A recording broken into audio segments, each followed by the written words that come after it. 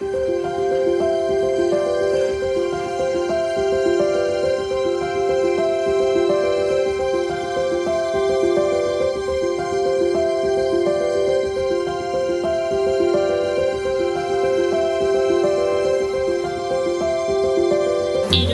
honetan egin dugu bi proiektu bat taldeka eskultura bat sortzea eta beste bat argazki batzuk egitea.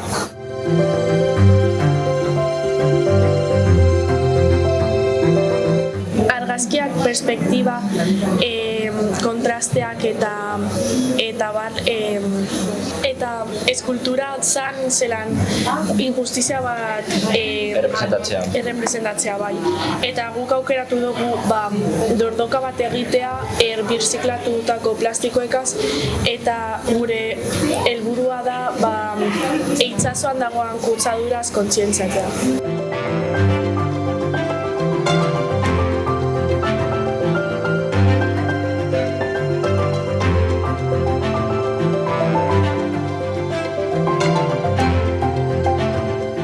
Apurtxu bat, artea filosofian bihurtu da, ez da?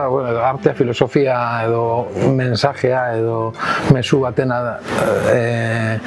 transmisoria izan beharko zen, eta apurtxu bat ikasleakaz hori saiatu gara, apurtxu bat abstrakzio puntu horretara heltzea, ez? Dela izan dana evidentea, Bai, argazkiak egin behar dira, baina argazki honetan bilatu behar duzue sakontasuna dekon kontzeptu bat, edo eskultura bat egin behar da, baina eskultura horretan munduko egoera bat kritikatu behar dozu, orduan beste buelta bat emon beharriako eta ikasleak... Argazkietan bere ikusten da, etxean eukidabezan gauzekaz egin dabela, ezta?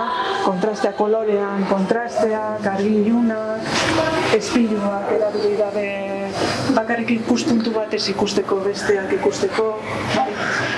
Hemen adibidez, gero eurek egin dabe bakotxa bere fitxa, azalpenagaz. Bai, fitxa teknikoak egitea be askotan komplikatua da, porque argazkiaren buelta hori bilatu behar da eta aurkeztu behar da. Eta taldeko lana eta lan individuala izan da. Eskulturak taldeka egin dira eta argazkiak individualak dira, pertsonalagoak dira.